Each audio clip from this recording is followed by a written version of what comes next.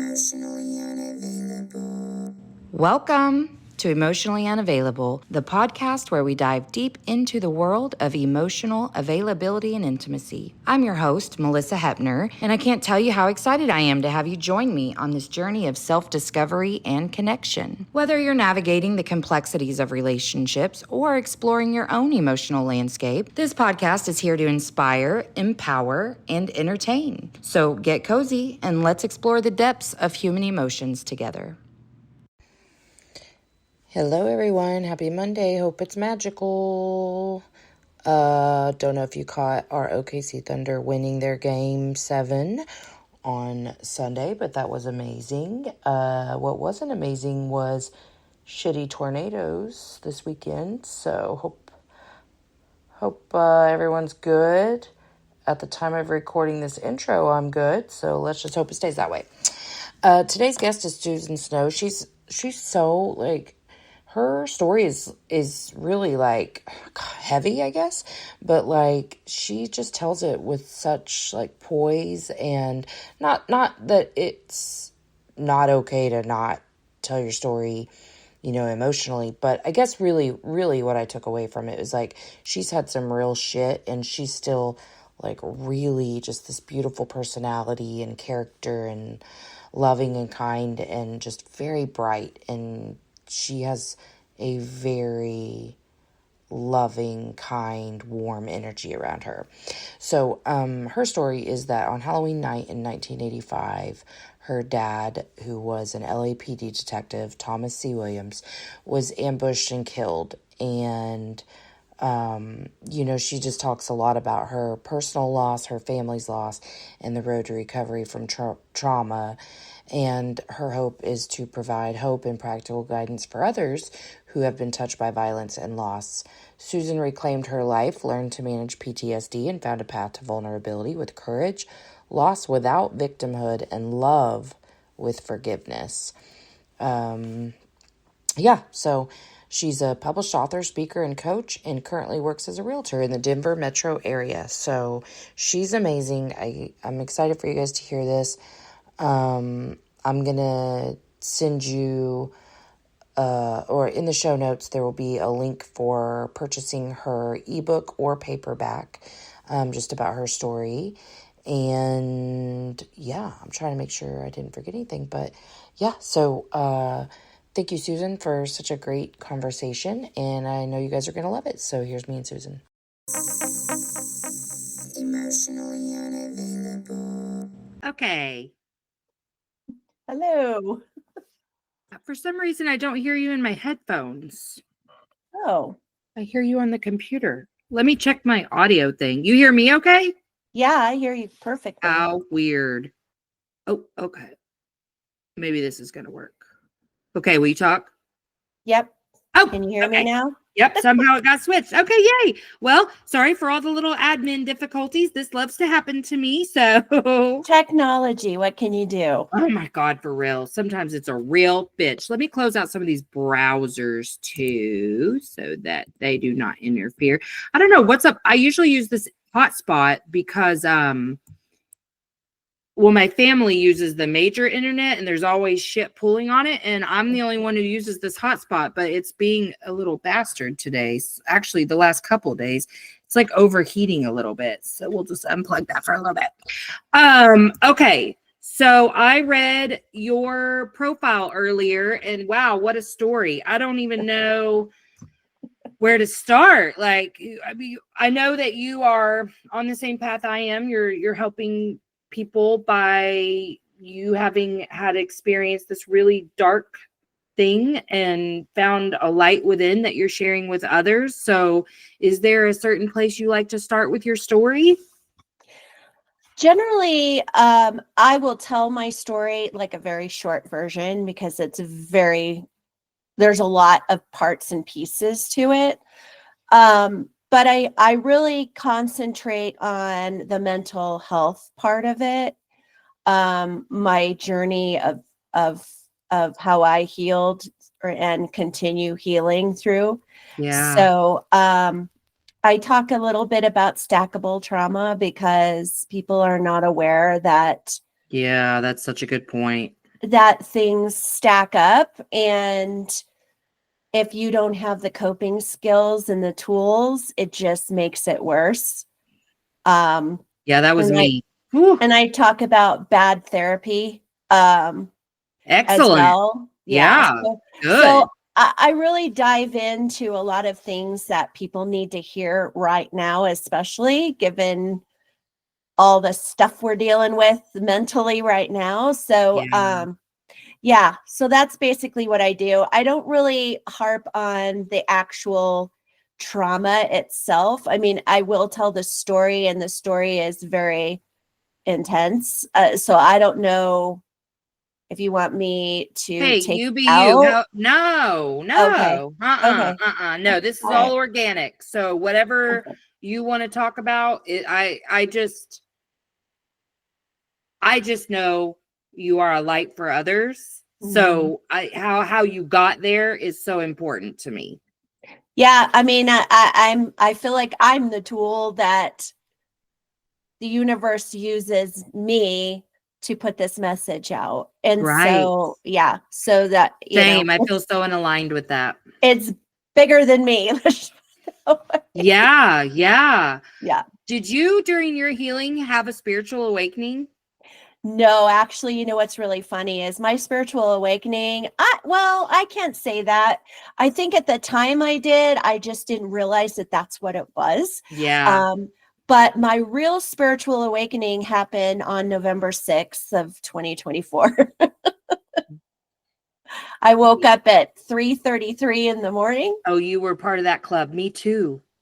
I was a part of the Yeah. club too. Yeah, Are you on TikTok? I am. Yeah, because I've seen they call it like the 4 a.m. club. But yeah, Mhm. I had the exact same experience. I woke up, I had gone to bed early because I could see what was happening, and I woke up early and I was like, I don't even need to look because I know, and was just up. I mean, I think I woke up now I don't remember, but it would have been somewhere around 3:30 also. But like, yeah, I had that Did thing you too. have that feeling of peace after you lost your mind a bit? I think I had to go into it with that already because I had a spiritual awakening before. So I was really thankfully, I had really evolved just right before that into like no matter what, I'm going to be okay. And that's what I was saying all day that day. And so when I woke up, I was like, of course, the first feeling was dread. Like, I know what happened and I don't even want to look. But then also it was like, okay, here, put your money where your mouth is. You've been saying this, live it, breathe it, Yeah. And so that's what I've been doing. Yeah, for me, I was like, I cried for 30 minutes. Now I have kids that are trans, so it very much hit Very me. personal. Yeah. Uh, but at the same time, I was like, I went through the 30 minutes, and then after the 30 minutes, I had this calm come over me, and something in my head said it's going to be okay. And as the day wore on, I kept hearing the math isn't mathing. And so I was like, what does that mean? Yeah. So, yeah, so it's At been an first, my brain was ongoing. latching on to a couple of different theories also because I was in the it's all going to be okay, but then I was looking for the proof of that a little bit, and I was like, oh, well, Mhm. somebody said this, so this might happen. This might happen. Now I'm like understanding that you have to feel that way even when there's no proof that it It's is going your to be own okay. intention. Yeah, it's Yeah. your own intuition. And so yeah, I just feel like you, me, all the people that woke up at 4 o'clock between 2 and 4 in the morning that morning, we're all light workers. Yeah. We've all, if you've listened to some of the stories, everybody has gone through some kind of trauma and has healed from it Yep. or is healing from it. And those are the people that have woke up and said, okay, like, Well, I and think I what we feel like really I felt have, was it's time. yeah, I have marching orders. Like Yes. I had marching Yeah, it orders. was like, okay, and now you're on. Yeah, yeah. Because even though I had awoken before, I Uh-huh. felt a newfound sense. I've always had a purpose, and I always felt like I was really kind of living in it, even when I was out of alignment. Like I was just a little left or a little right, but but now I think it just gave me permission to just like be even more out loud with everything I am, because that's been a little bit of an evolution for me, because I was a people pleaser and I was all the things, but especially on this show, I live in Oklahoma. No. So yeah, baby. Oh, I am fucked. Okay. So like when I first started the show, for 5 seconds, I tried not to cuss. That literally lasted 5 seconds.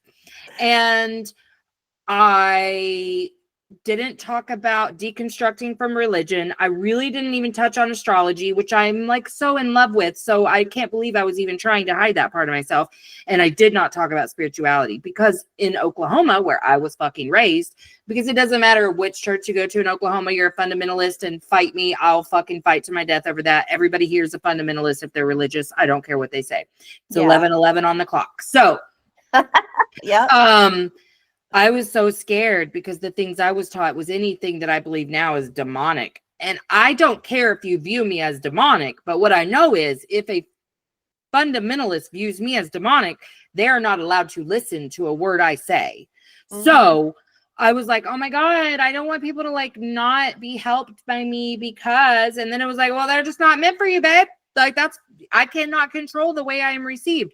I'm going to allow this gift to manifest the way it manifests, and whoever is willing to accept it. I can't force this shit on people. So it really helped me to just reconfirm, like, which are you going to be? Are you going to be loud, or are you going to be quiet? Because it is time to be loud. And I'm still, if I'm being 1,000% honest, I'm still learning what that looks like for me personally, and I'm not rushing to be any sort of activist yet, because I'm cultivating safety within myself to be able to have that. But also I'm trying to decide on a lane, like understandable. You can't advocate for everything. So if you're gonna, where's my voice best served? So I'm still figuring that shit out, but I'm also an ally to everyone. So like I promote people, I share their shit, whatever. That's the activism that I'm comfortable with right now, as I still create that safety. Yep, absolutely.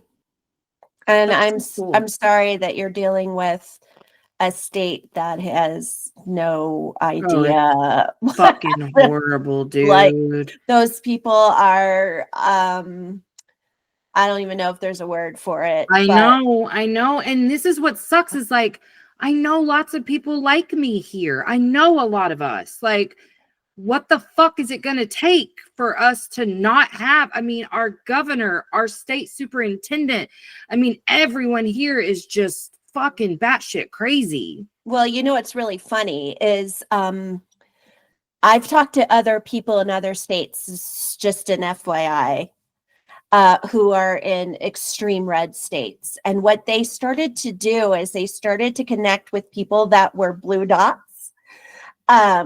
Now we're purple. We're purple. We need to be purple. However, they created a book club, and they looked for people who wanted to be in this book club, and they created a group of people that came together, and they're all like-minded. They're all, and so they're coming up with ideas as to how they can plan to protest. They can do whatever, they can raise money for their local shelters. They can do something and break out of all the negative ick. Right. Because that's the thing is, and I was having a conversation with someone last week about like, I want to still hold a place of compassion for others that like, I know just don't know better. Like people in my life that are different than me that I know, well, I was a version of them before too. Like I'm registered differently than how I vote. Still, I just haven't changed it because whatever. Really, that part of me awoke when our governor got real fucking crazy on some anti-abortion shit. And I was like, and now we're done. Like, fuck you. And then I was glad because I was awakening anyway, and I was hearing things that for the first time made sense. And thankfully, I've got a Gen Z kid around here who fucking keeps me straight. You know, Yep. like fuck those people, and I'm like, those are my people. And I was like, no, they're fucking not. It was a whole thing, but Yeah. you know, like it took. Well, let's be really fucking real right now. It took an issue that affected me personally Mm-hmm. to get me to understand. But also, I wasn't a bad person before. I wasn't this person, and I'm happier as this person. But my thinking wasn't about hurting others, like at all. It was just about protecting myself. So Well, and I want to understand that. I understand that there are a lot of people like you out there who, I mean, I've talked to people where they were like, I didn't sign up for this crap. Like, this is not, and a lot of it is the message, you know, the message that yeah. has been coming from that side and all the disinformation and the misinformation and stuff.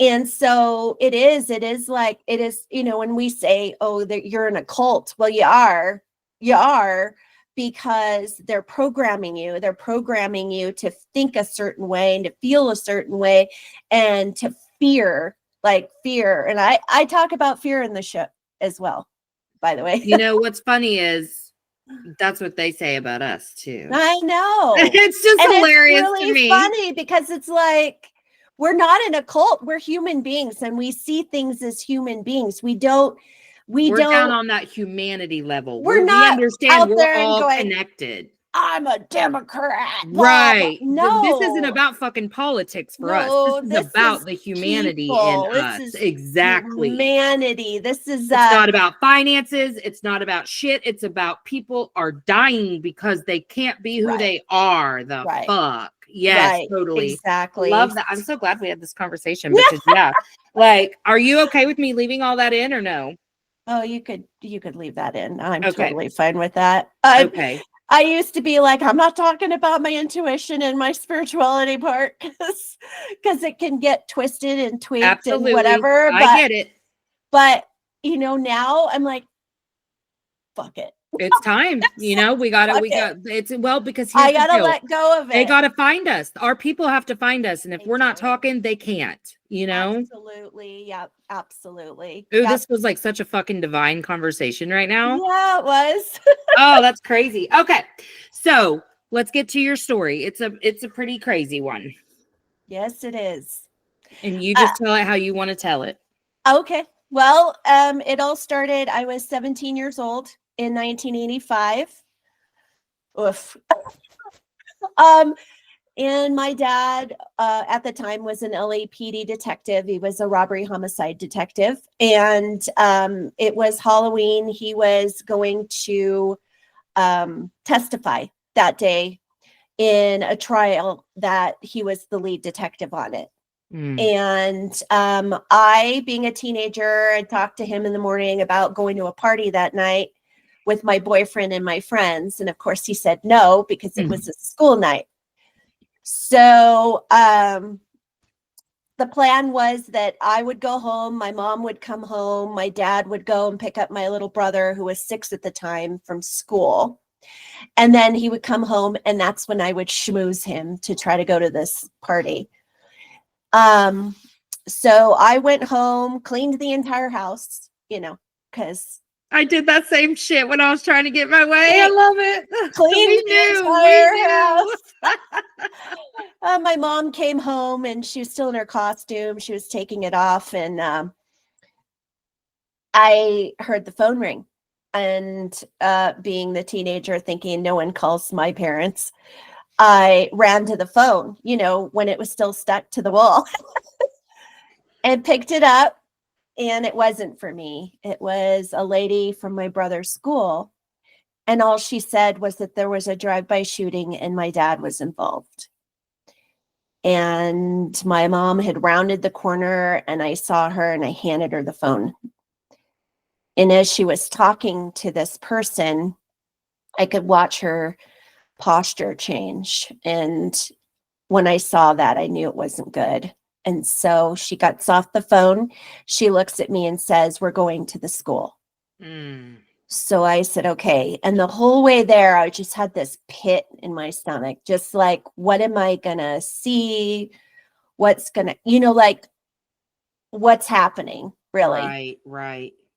We got to the school, and the way that it's set up is there is a drive or a parking lot in the middle of the school. Mm-hmm. And after school care kids got out on the back side of the school. So when we parked, since it was after 5, we started heading that way.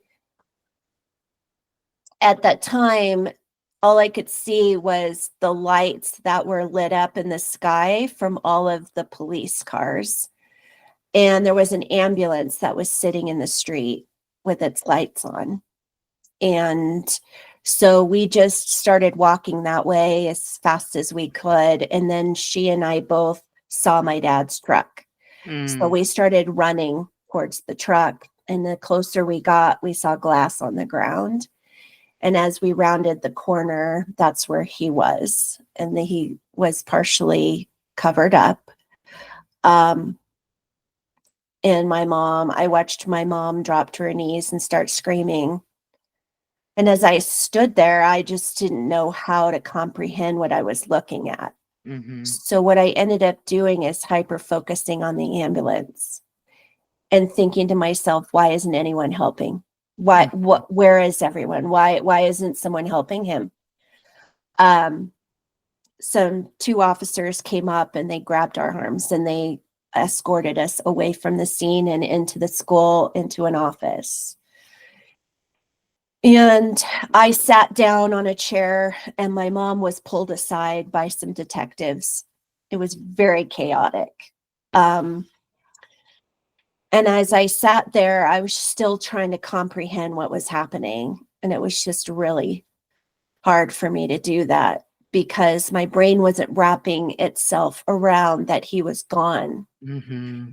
And so I heard 2 women that worked in the school, and they were talking to each other. And the one said, Mr. Williams was deceased. And that's when my world cracked. And I felt like I wanted to run out of there as fast as I could go, as far away as I could. And I couldn't move. My legs just felt like cement. And my mom came up to me and she said, I'm sending you with a neighbor. And so at that moment, I felt like, wait, I know I just wanted to leave. I wanted to run. But at the same time, like, I need to be with my family unit. I had no idea where my brother was. I was wondering. Yeah. I knew nothing. No one said anything. Like, I didn't know.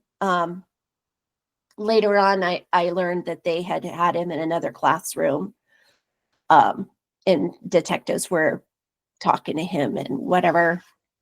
But being sent to my neighbor's house was hard because I wanted my family, and I didn't know how to navigate all of the feelings that I was feeling at the very moment, and the shock. And now I was terrified. Mm-hmm. My dad was not only just my dad, he was my security system. He was my voice of reason.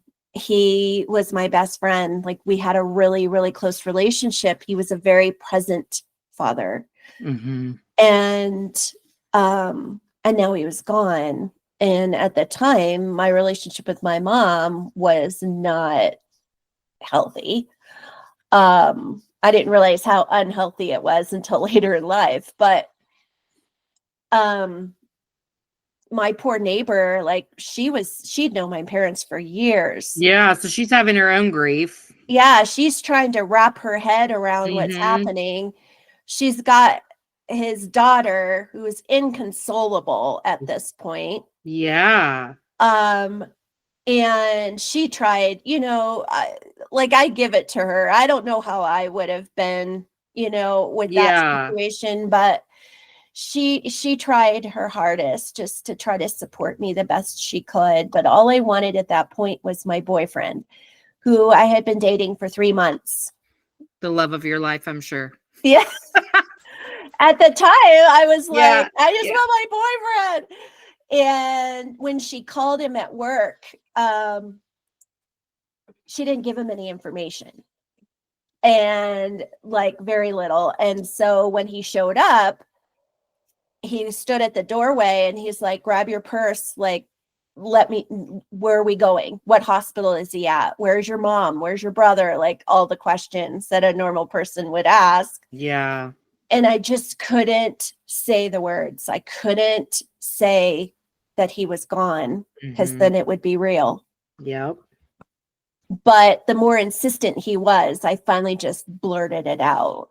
And at that point, I watched my 19-year-old boyfriend just drop down and start sobbing. So here we were, 2 kids, like just trying to navigate all of this. My street turned into something I had never thought would happen. It was lined with police officers. We had helicopters overhead. Hmm. The media converged Oh, I bet. because it was the first time in the annals of LAPD that an officer was actually assassinated. And so, unbeknownst to us, we were also targets. And so and we had no idea. That didn't come out until the trial. But Mhm. I went home, and when I did finally go home, there were people in my living room that I'd never seen before. There was, I learned later they were dignitaries, but I didn't even see my mother. I could hear her voice. Mhm. She didn't approach me. She didn't, and again, it was very chaotic. So I don't blame her for that. But, at that point, I hadn't even seen my brother. I didn't know where he was. I just made a beeline for my room and just hid there. Yeah. I just hid. I didn't want to talk to anyone. I didn't want anyone. I was kind of shy, and I did not want people to talk to me at that point. I just Mhm. wanted my boyfriend. I just wanted my boyfriend. And so he stayed with me for a little bit and then he left. And it took him 6 days to find him Mm. and bring him in. And so we had this police presence for 6 days. I had bodyguards. And Wow. this is not a life that I could even wrap my head around. And I didn't know that all the feelings that I was having, all of the emotions I was having, all of the stuff that I was feeling for the first time in my life was due to the trauma. So, at that point, like deep, deep depression kicked in. I did not sleep. Um, and the depression kicked in. And then, of course, because of the safety issue, I was anxious, I bet. so anxious. My anxiety levels were horrible. And I lived in a fog. I walked around in a fog, and for a month, like it was probably 2 or 3 weeks, about 2 or 3 weeks, I think, after the funeral and everything kind of died down is when LAPD said, we would like to pay for therapists for all 3 of you. And at that time, there was no talk of mental health in the 80s. No, therapy was such a fucking joke. You didn't have any, there were no, nothing for kids, no, no resources, no, nothing. Mhm. Even LAPD had systems in place to support the widows and the widowers, but not so much for the children. Right.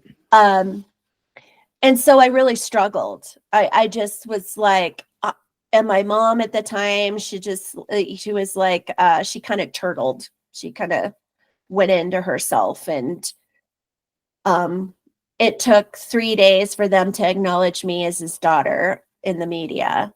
And so from the night that she put me at with the neighbor, the media and everything else, I just didn't feel important. Yeah. I didn't feel important in this scenario, in this Like your unit. feelings didn't matter at all. Right.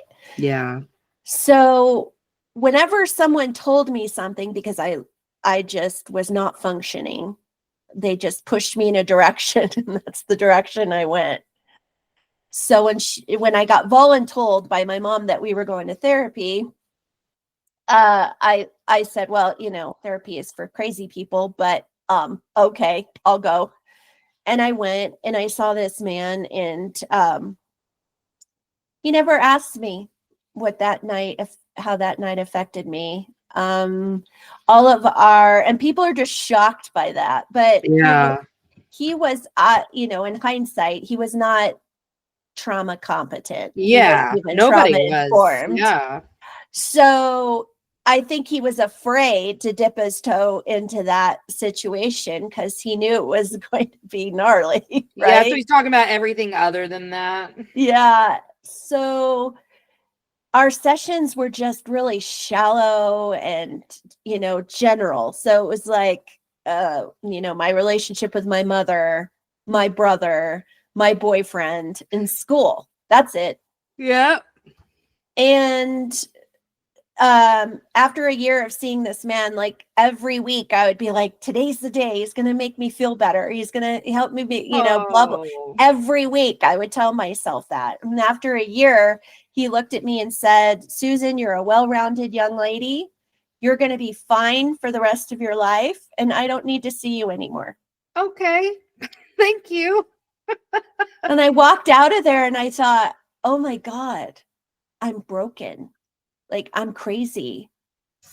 A professional can't even help me. I'm going to have to figure this out by myself. Like, Mm-hmm.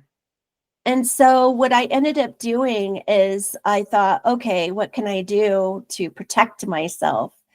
So I created the emotional mask. When people told me, Susan, you're so brave, you're so strong, like I wore it. I'm like, okay, This is what I am. Same. And people would say, how are you? I'm fine. That wonderful word, fine. And nothing's gonna affect me, but it was so bad. Like, I was a hot mess express, but Yeah. the people on the outside didn't see that part of me. Right. And the more you're told you're brave and strong, the less you speak about it, because Right. you're like, you like that you're at least getting some sort of validation. So you're not going to fuck that up by not being Right. brave and strong. Exactly. And and I was also dealing with a mother who was a narcissist. Oh God, I got that pleasure too. And and that's really hard, especially when you don't realize that. I mean, it took me till 3 years ago to figure out my mom was a narcissist. So yeah. So you're dealing with that as well, and that's a stackable trauma. And I was talking to you about stackable trauma because that is a stackable trauma. It's I witnessed my dad. I lost my dad. I lost my mother because she lost her identity and she kind of pushed me to the side. So I lost her. And I no longer had the person that was the go-between. Like, my dad was the voice of reason, that kept her and I from killing each other a couple different times. So it was just one of those things where I was just like, I don't know how this is like too much, right? So I'm just going to hide. And I'm not going to let anybody see this. And I lived like that, fight or flight, for 14 years of my life. Mm-hmm. And I married my boyfriend. We're still together. Wow. And, we had 2 kids. And we, in 97, we decided we are going to leave Los Angeles. Like, I had gotten to the point where I was like, at the time, I was like, I want to leave this life behind. Ha ha ha. I want to leave that behind. Like, I want to go somewhere where no one knows me. Mm-hmm. No one knows the story, ha ha ha. And so we left and we moved, and I was working as a hairdresser at the time, working in a salon that was close to Littleton, Colorado. Oh. And April 20th of 99, I was working, and I took a break from my client and went in the back, turned on the TV that we had back there, and the news coverage of the Columbine shootings came on. And it was in real life, like live reporting. And I had a visceral reaction. I started having flashbacks. I turned pale white. I started sweating. I was having a panic attack. And remember, I didn't tell anyone my story. And so my coworkers were looking at me like, what is happening to you? And I was like, I have no idea, because remember, I was told I was going to be fine for the rest of my life. Oh, sure. Yeah. So I just thought to myself, okay, I'm gonna go back to my old ways. I'm gonna put that mask back on, and I'm gonna go out and I'm gonna finish my day, and everything's gonna be fine. I'm gonna be fine. It's gonna be great. And I went out, and everybody around me was so upset, angry and crying and just really upset. And I was like, I'm gonna finish my day, and it's fine. I was just like, okay. And the minute I walk out the door for the end of the day, all of that stuff came flooding back. Mm-hmm. And the scary part is I knew that I felt like I was spiraling. I knew it. The suicidal ideation came back, and the anxiety came back, and the depression came back, and everything came back. And I still didn't have the tools. And this time, I'm a mom, and so I'm having to be this person that's strong. I didn't want my kids to see me as I thought was weak. They need to see their strong mom, And my husband, being the smart man that he is, recognized that I was spiraling, and it was a slippery slope. So he looked at me he met me at the door one day, and he said, you have two choices. You either go get help, or I'm putting you in a hospital. Wow, damn. And I said, okay, and I put up the white flag. Yeah. And I said, okay, I'll go get help. So I did. I went to a physician. I made an appointment, went and saw a physician, and he put me on antidepressants, because that's what they do. And then he looked at me and he handed me a business card, and he said, I want you to make an appointment with this therapist. And I laughed in his face. And I said, I tried this 14 years ago and it didn't work. So what makes you think it's going to work now? And he says, you have no choice. And I said, okay. So I went, I met this woman who's a therapist, and I'm grateful. I'm grateful I did, because she specialized in severe trauma. And her specialty was PTSD. Excellent. And so as I sat there in the first 3 minutes of the consultation, I told her what I went through at 17 and what I was currently dealing with. And she looked me in the face and she said, Susan, everything that you've gone through since you were 17 years old is normal, because you have PTSD. And I was like, what? How can I? We weren't really talking about that much then. I'm not in the military. Like, right. I didn't go to war. What are you talking about?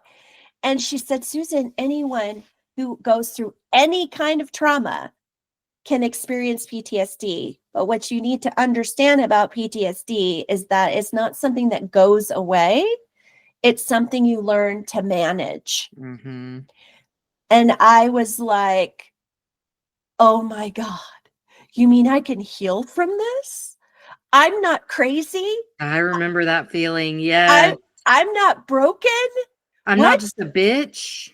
Right? I can heal from this. Like, Mm-hmm. I was so grateful in that moment. And I felt like, and this is what I talk about. I felt that I was able to be vulnerable with this woman. And in that, it created a safety net for me. And I knew that she was my person. She was the adult that I had been dreaming about since I was 17, that was going to Mm-hmm. be able to guide me and help me in healing from this. And so it was an amazing feeling. Yeah. And I think that, you know, it's really important to drive home that if you don't have that feeling, if you don't feel that connection with your therapist, a lot of times people will go to any therapist, make sure that they're trauma and not just informed, but competent. They know the Mhm. type of trauma that they are going to guide you through the healing. So I think a lot of people go to therapists and they go because they know they want to heal, but when there's not that connection and they're not able to be vulnerable, then they come out of there thinking it didn't work. Therapy Right. doesn't work for me. Right. Well, and sometimes it's just a form of self-sabotage. It In the is. same way that I don't like to share my shit with people, and it's still a practice. And I learned that I purposely, subconsciously shared shit with people I knew would react a certain way to confirm that I can't share my shit. Yeah. Yeah, I mean, and it is scary. I'm not going to say that it's an easy it's an easy thing to do, because it is the scariest thing to do, to allow yourself to be vulnerable like that. Absolutely. Um However, when you are, that is the only way that you're going to be able to find your healing, find the ways, the modalities, the things that you need in your healing journey. And not all modalities are for everybody, you know? And Right. so you have to kind of try a bunch of different things. So for me, it was actually kind of funny how she kind of attacked things. So, our first session, official a session, we talked about what is the one thing that I was struggling with at that very moment, that if I was able to get through that, you know, what would that do for me? And I said, I am not sleeping, and it's making me feel more depressed. It's like I can't close my eyes. I go back to that point. I go to a dark place and it scares me. So then I wake up and I just can't fall asleep. I just can't do it. And she said, okay, have you ever thought about journaling? And I had never heard of journaling a day in my life. I had no idea what she was talking about. And she said, well, you know, you can journal in different ways. You can journal through writing. You can journal through art. You can journal through music. And now you can journal through podcasting. Right. So she said, you know, whatever your flavor is, like, what is it that you like to do? And I said, well, I'm kind of a writer. And she said, great. Take a pad of paper and a pen, stick it on your nightstand near your bed. And before you go to bed, I just want you to take everything that's in your brain and throw it on that paper. Like, just write it all, and like, don't worry about punctuation. Don't worry about spelling. Don't even worry if it doesn't even make sense. You just put it on the paper. And I looked at her like, what? Really? Really? Yeah. And she's like, yeah, just try it. Just try it. And I said, okay. And the first night I did it, and I got a little bit more sleep. And the next day I had a little bit more sleep. And by the third day, I was sleeping like a baby.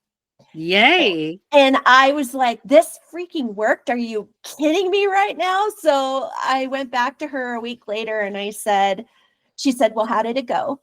And I said, Yeah, I've been sleeping like a baby for the last 4 days. She's I like, didn't want to admit it. Like I was yes, so skeptical. I was got like, our oh, ego. no. Yes.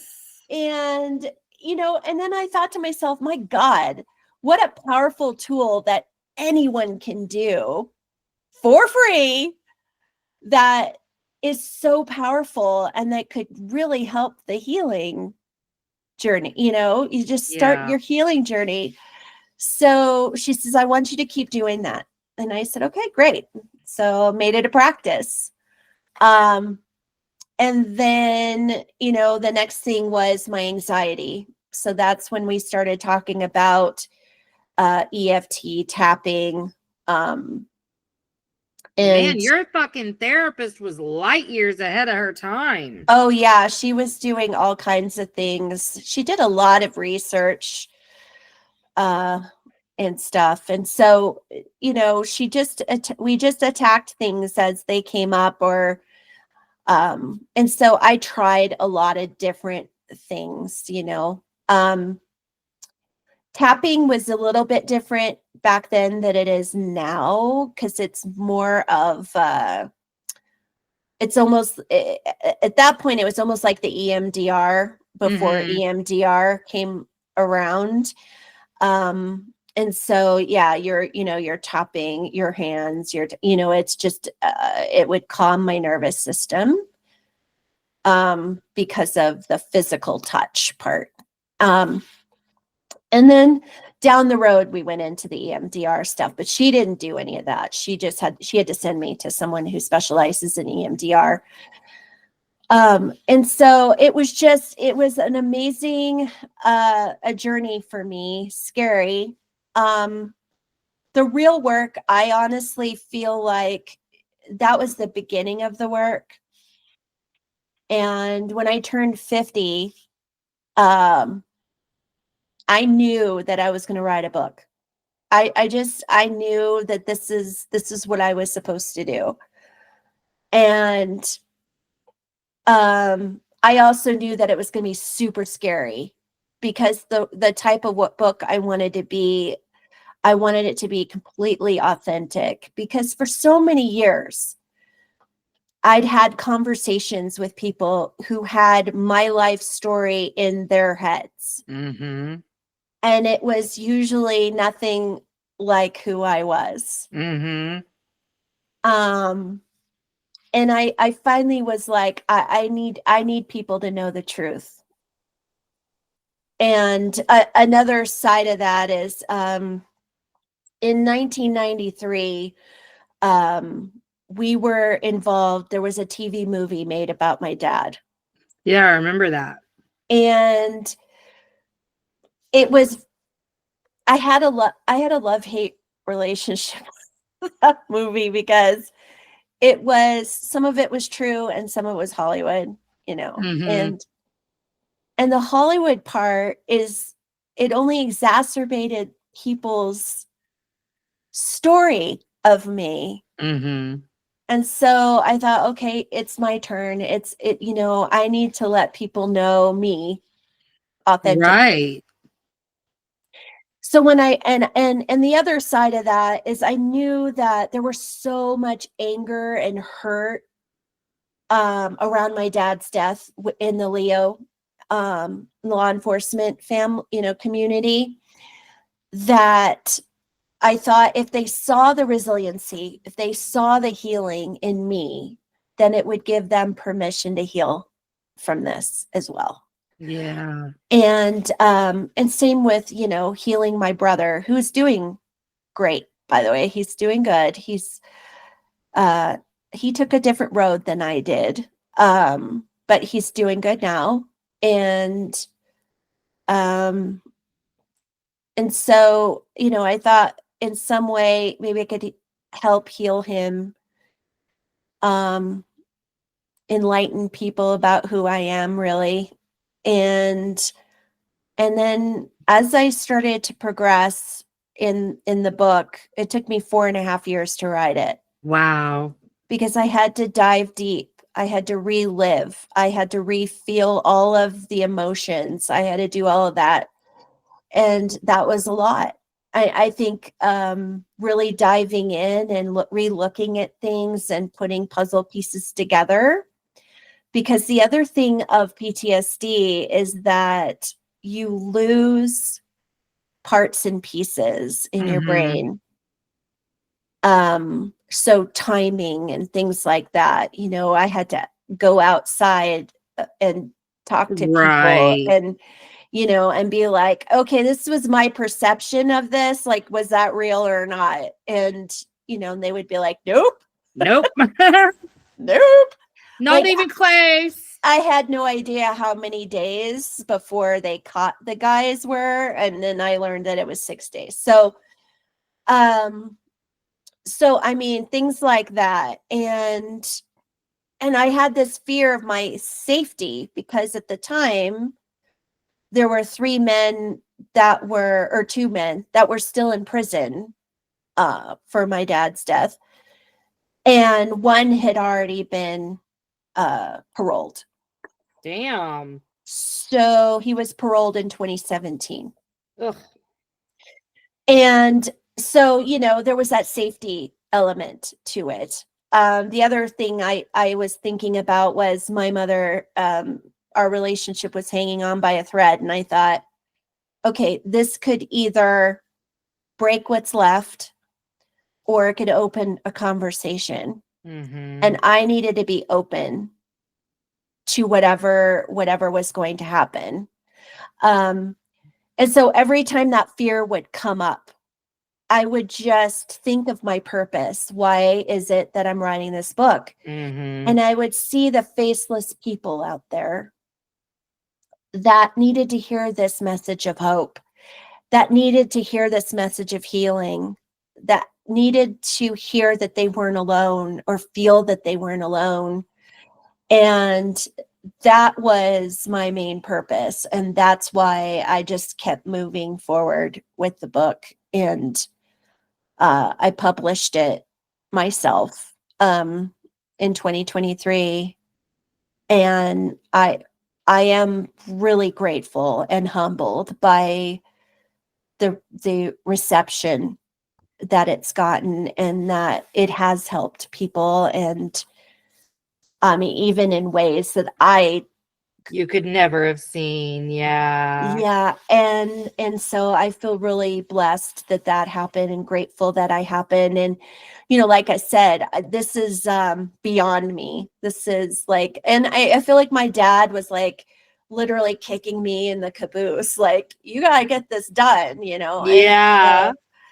And so the message is super important to get out. And it's universal. It's to anyone who has ever gone through trauma. I've even had conversations with people who have gone through trauma but don't realize it was trauma. Absolutely. And absolutely. I had a conversation with a woman who was on her way to rehab for the 3rd time. And she said, the last 2 times I wanted to get sober for my kids. And I looked at her and I said, and when are you going to get sober for you? And she goes, this is the time I was going to do it. And she had seen my book and she started to pick it up and she goes, oh God, you've gone through so much trauma. And I don't compare what I've gotten ever. And she was like, you've gone through so much trauma. I have never gone through any trauma. And then she started to tell me her story, because for me, I'm a trauma resiliency coach. And so I allow people a safe space. Yeah. So she started telling me her story. And what she told me basically is that she lived in an environment where she lived with her mother, but her mother had a boyfriend and the boyfriend was sexually assaulting her and molesting her. Honey. That's a trauma. He was doing it to the brother as well. Mm. And it was kind of like the cousins were sexually assaulted. Like, it was this thing. Yeah. And so in her mind, this is normal. Like, this Right. is how families show love. And, she had no idea. And it led to promiscuity, and she was promiscuous. And then she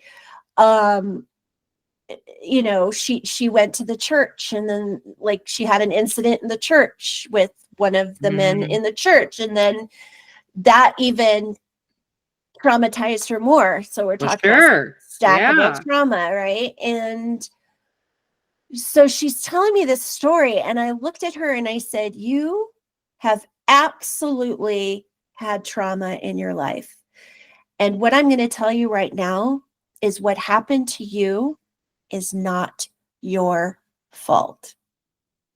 It's not your fault. And she just like looked at me and she's like, and I said, here's the other side to this. Have you ever told anyone your story when you went to rehab? And she said, no. And I said, so that's what I want you to do this time. I want you to tell that story to anyone you can. Anyone. Because that is what you need to tackle. Yeah. That is the catalyst to your drinking.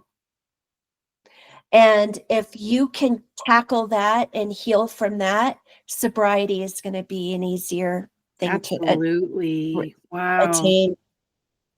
So there are people walking on this planet who have gone through trauma and don't understand, you Mhm. know, or they don't recognize it, or they're comparing it Well, to we were other taught as people's children to stuff. minimalize our experiences and trivialize Absolutely. them. Yeah. And especially Gen Xers, like we were taught to stuff our feelings, Rub some right? dirt on it and walk it off. Yep. Yeah.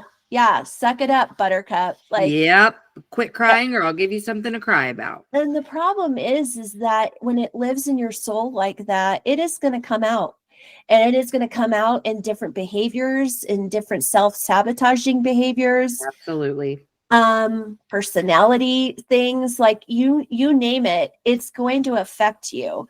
And if you don't address it and you don't heal it, then you're actually giving the power to whatever happened to you, whoever hurt you, you're giving them your power by not healing. Mhm. So I tell people, when you want to heal, what you're actually doing is you're taking your power back from that incident, from that person that hurt you.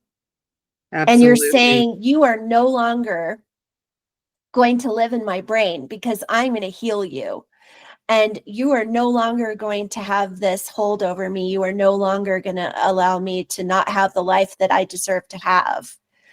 And, you know, and so even when the main guy who killed my dad was on death row, and, you know, people kept asking me, do you want to go to the death sentence? Do you want to go see his execution?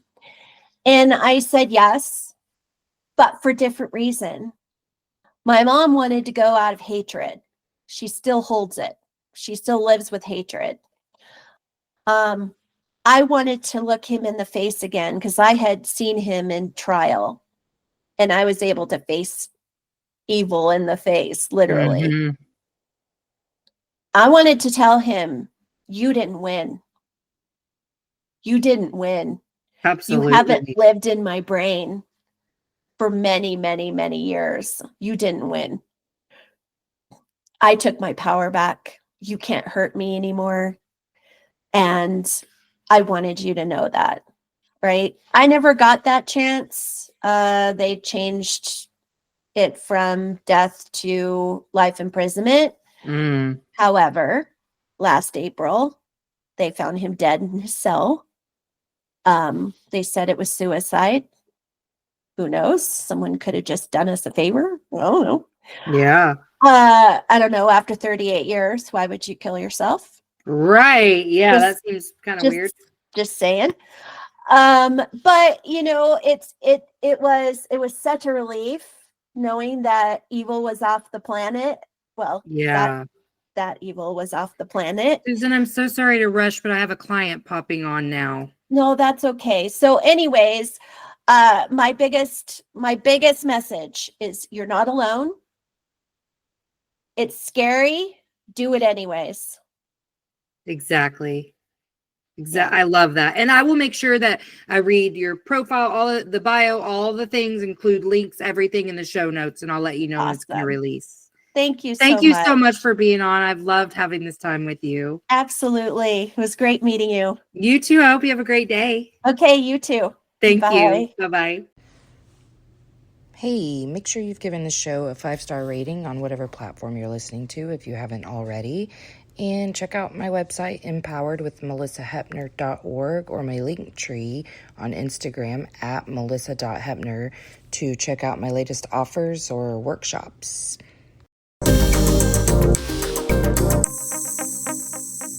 Emotionally unavailable. Emotionally unavailable. INDEPE and cut.